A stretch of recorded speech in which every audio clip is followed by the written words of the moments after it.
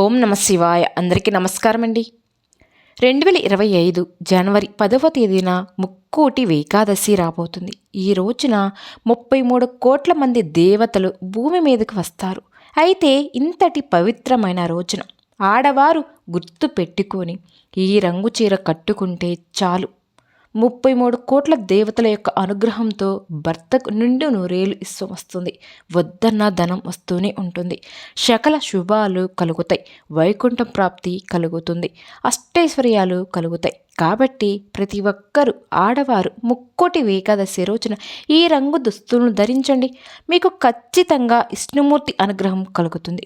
మీకు ఉండే కష్టాలు దరిద్రాలు అన్నీ కూడా పోతాయి. దీర్ఘసుమంగ్లి యోగం కలుగుతుంది. భర్తకు చాలా మంచి కూడా జరుగుతుంది. భర్త ఆయుష్ పెరుగుతుంది. భర్త సంపాదన కూడా పెరుగుతుంది. మరి ఇంతకీ ముక్కోటి ఏకాదశి రోజున ఏ రంగులో ఉండే దుస్తులను ధరించాలి అనే విషయాన్ని ఇప్పుడు మనం ఈ వీడియోలో వివరంగా తెలుసుకుందాం. అంతకన్నా ముందుగా ఒక చిన్న రిక్వెస్ట్ అండి. మన ఛానల్ని మొదటిసారి చూసే వాళ్ళైతే ఛానల్ని సబ్స్క్రైబ్ చేసుకోండి. వీడియోకి లైక్ చేయండి. ముక్కోటి ఏకాదశి ఈ రోజున ఎవ్వరు కూడా చింతపండును తినరాదు. ఈ రోజున ఉపవాసం ఉండవచ్చు. ఉపవాసం ఉండలేని వారు మాత్రం ఈరోజు చింతపండు వేసి ఉండే కూరను మాత్రం తినకూడదు. ఈరోజు వంటలో చింతపండులో వండకూడదు. ఏ వంటలో కూడా చింతపండు ఉండే ఈ పదార్థాన్ని వాడకూడదు. ఈ రోజున చింతపండు తినకూడదు. కాదని ఈ రోజున ఎవరైనా సరే చింతపండు తిన్నారంటే మాత్రం నరకానికి పోతారు. నరక బాధలు అనుభవిస్తారు. లేనిపోని కష్టాలు తెస్తాయి.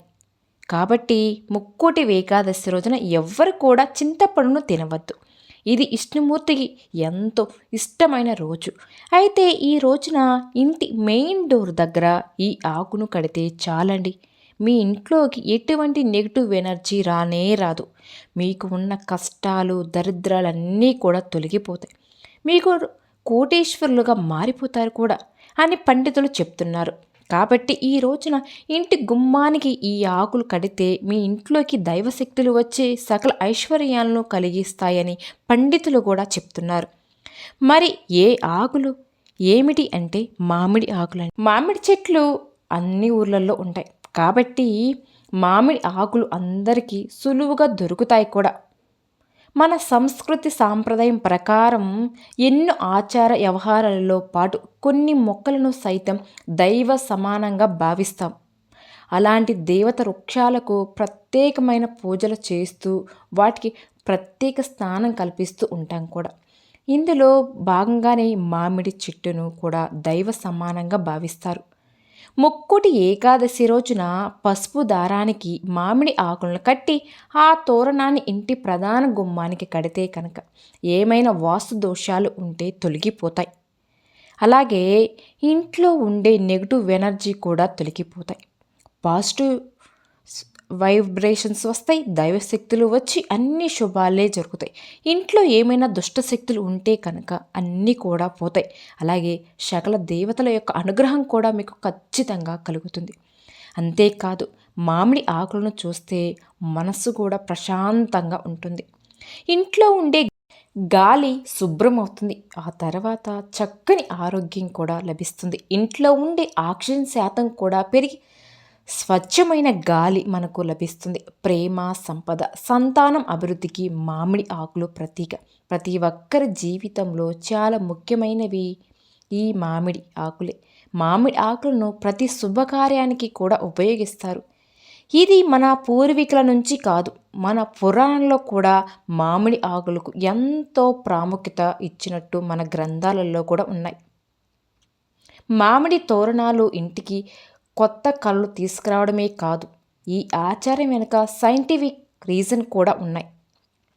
శుభకార్యాల సమయంలో బంధువులు ఇంట్లోకి రావడం వల్ల ఎక్కువ మంది ఒకే చోట చేస్తే ఇంట్లో గాలి కలుషితం అవుతుంది. మామిడి ఆకులకు ఆ గాలిని శుద్ధి చేసే గుణం ఉంటుందట. కాబట్టి శుభకార్యాలు పెళ్ళిళ్ళ సమయంలో మామిడి ఆకులు తోరణాలు కడతారు.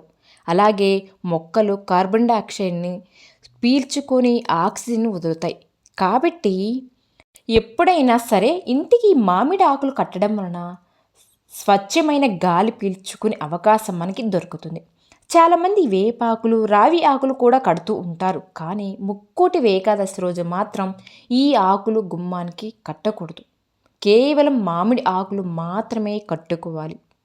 ఎందుకంటే గుమ్మానికి కట్టే వాటిలలో ప్రధానంగా మనం మామిడాకులకే ఫస్ట్ క్లారిటీ ఇచ్చారు మన పెద్దలు.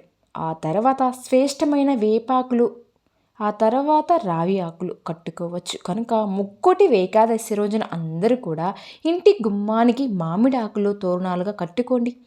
ఇలా కట్టుకోవడం వలన ముక్కోటి దేవతలు మీ ఇంట్లోకి వస్తారు. పాజిటివ్ ఎనర్జీ బాగా పెరుగుతుంది. దారిద్ర్యం అంతా కూడా నశించిపోతుంది. కాబట్టి అందరూ కూడా మర్చిపోకుండా గుర్తు పెట్టుకొని ముక్కోటి ఏకాదశి రోజున ఇంటి గుమ్మానికి ఈ ఆకులను కట్టుకొని శుభ ఫలితాలను పొంది సంతోషంగా జీవించండి.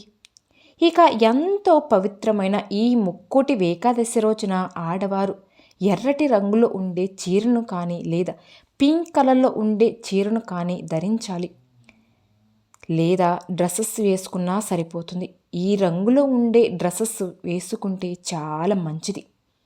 స్త్రీలు ఈ రోజున ఈ 2 రంగుల్లో ఉండే ఏదో ఒక రంగులో ఉండే దుస్తులను ధరించండి.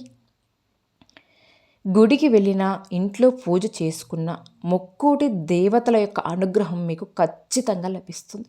దీర్ఘ సుమంగళి యోగం సిద్ధిస్తుంది. కష్టాలు కూడా తొలగిపోతాయి. భర్తకు మంచి జరుగుతుంది. భర్త ఆయుష్ కూడా పెరుగుతుంది. 100 ఏళ్ల సౌభాగ్యంతో కూడా మీరు ఉంటారు. భర్త సంపాదన కూడా విపరీతంగా పెరుగుతుంది. అంతేకాదు, ఈ రోజున ఈ రంగులో ఉండే వస్తువులు ధరించడం వలన వద్దన్న ధనం వస్తూనే ఉంటుంది. అష్టైశ్వర్యాలు సిద్ధిస్తాయి. ఆడవారు ఒకరే కాదండి, మగవారు, పిల్లలు, పెద్దలు, ఇంట్లో ఉండే అందరూ కూడా ఈ ముక్కోటి ఏకాదశి రోజున ఎరుపు రంగు లేదా పింక్ కలర్లో ఉండే దుస్తులను వేసుకుంటే కనుక ముక్కోటి దేవతల యొక్క అనుగ్రహం మీకు ఖచ్చితంగా లభిస్తుంది. మీకు అంతా మంచి జరుగుతుంది. కాబట్టి స్త్రీలు గుర్తుంచుకొని ఈ రంగులో ఉండే దుస్తులను ధరించండి. ఇక గాజులు ఏ రంగులో ఉండేవి ధరించాలి అంటే ఎరుపు, ఎల్లో, గ్రీన్ ఈ 3 రంగుల్లో ఉండే గాజులు అయినా సరే ధరించవచ్చు. ఈ రోజున ఈ రంగులో ఉండే గాజులను ధరించడం వలన లక్ష్మీదేవి అనుగ్రహం ఖచ్చితంగా లభిస్తుంది. కష్టాలు పోతాయి. సౌభాగ్యం సిద్ధిస్తుంది. దాని సమస్యలు రాకుండా ఉంటాయి. అపార ఐశ్వర్య యోగం కలుగుతుంది. ఇక ముక్కోటి ఏకాదశి రోజున ఆడవారు ఈ రంగు దుస్తులను ధరించండి. ఈ రంగు గాజులు వేసుకోండి. మీకు మీ భర్తకు అంతా మంచే జరుగుతుంది.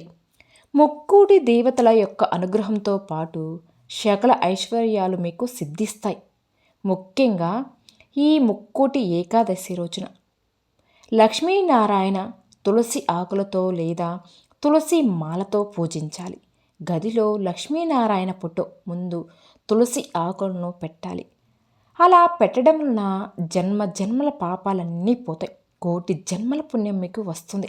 కానీ ఎప్పుడైనా సరే తులసి ఆకులను పూజ చేసే చెట్టు నుండి మనం కొయ్యరాదు. పూజలు చేయని చెట్టు నుండి మాత్రమే కోస్తేనే ఆకులతో పూజ చేసుకోవాలి. కనుక ఈ ఒక్క విషయాన్ని గుర్తించుకొని ఈ రోజున తులసి ఆకులతో స్వామివారిని అర్చిస్తే సకల పాపాలు పోతాయి. అలాగే ఈ ముక్కోటి ఏకాదశి రోజున పొరపాటును కూడా బెల్లాన్ని, ఉసిరికాయలను, నువ్వులను వేరే చేతికి ఫ్రీగా ఇవ్వవద్దండి. అలా ఇస్తే దారిద్ర్యం పడుతుంది. లేనిపోని కష్టాలు వస్తాయి. అప్పులు పాలైపోతారు. కనుక ఈ రోజున ఈ 3 వస్తువులను వేరే వారి చేతికి ఫ్రీగా ఇవ్వవద్దు. ఎవరికి ఇవ్వకండి. ఈ 3 వస్తువులను బయట షాప్ నుండి కొని తెచ్చుకోవచ్చు. కానీ అప్పుగా కొని తెచ్చుకోకూడదు కూడా. అప్పుగా ఇవ్వకూడదు, తెచ్చుకోకూడదు.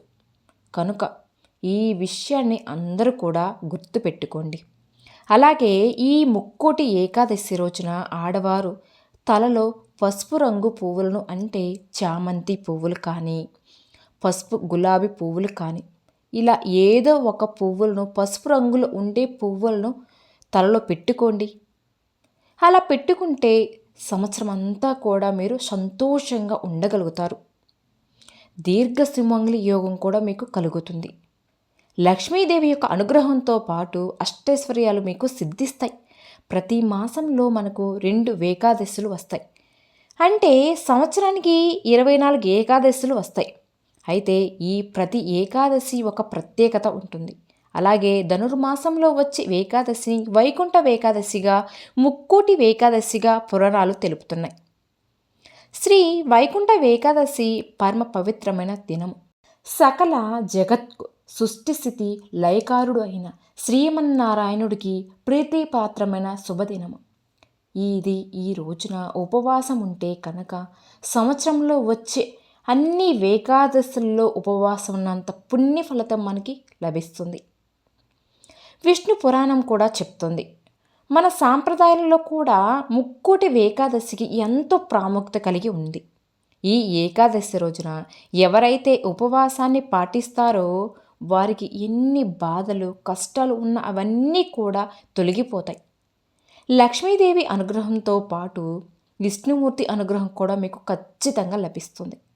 ఈ ఏకాదశి రోజున ఎవరైతే ఉపవాసం ఉండి రోజంతా కూడా లక్ష్మీనారాయణ నామస్మరణతో గడుపుతారో అలాంటి వారికి లక్ష్మీదేవి యొక్క అనుగ్రహంతో పాటు విష్ణుమూర్తి యొక్క అనుగ్రహం ఖచ్చితంగా మీకు లభిస్తుంది.